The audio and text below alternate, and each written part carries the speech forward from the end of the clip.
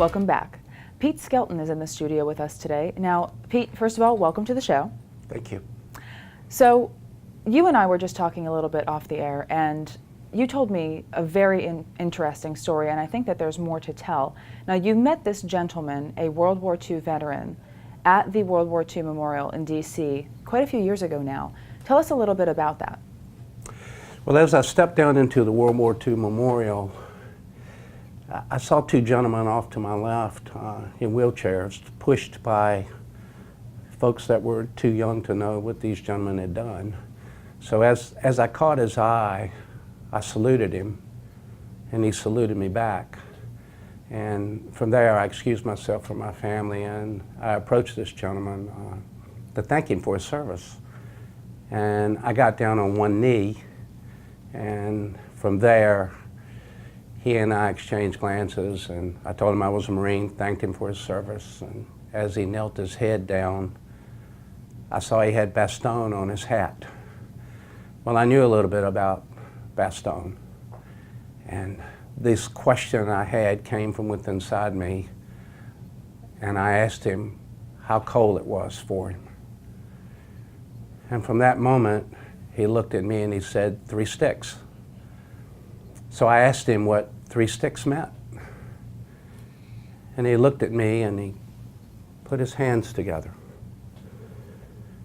And he said, at night, and his hands were shaking, and he said, at night, the Germans would shell us.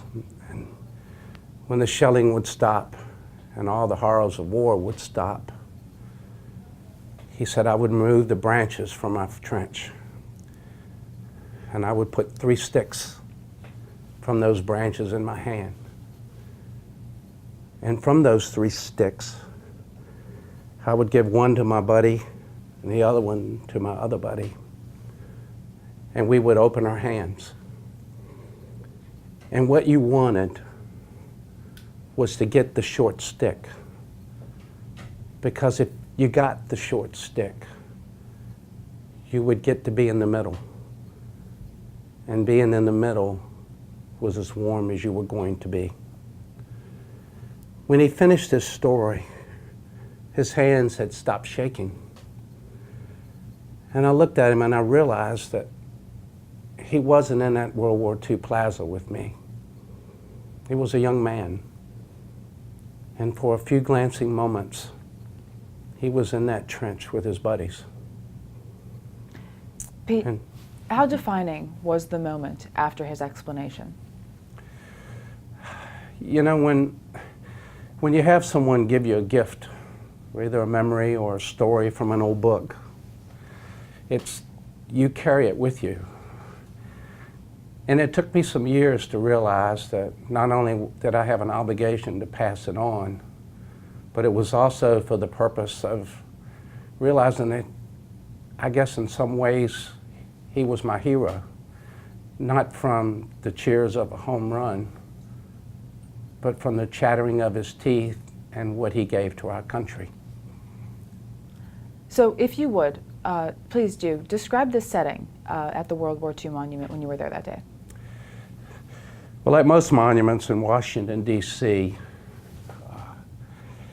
they're compelling not only on your emotions, but also on the story that all of them tell. And the World War II Memorial was something that took our country long enough to develop. And once there, it captivates you for just how large a scale it actually was at that time. Now, Pete, we're running up against the clock, but I think it's important to ask, why are you sharing this with our viewers today? Inside you, sometimes there are memories that exist, and then sometimes you take ownership of those memories for an obligation. And I felt his story needed to be told, and I've told it countless times, just so that maybe in his memory, a part of what all of those soldiers went through that day in Bastogne could be passed on. Well, it is clearly ingrained in you, and I think that probably now for our viewers who have heard the story through your eyes, it's true for them as well. Pete, thank you for stopping by and for sharing with us. Yeah, thank you. After this, the game is on with Seth Canosa, so don't go away.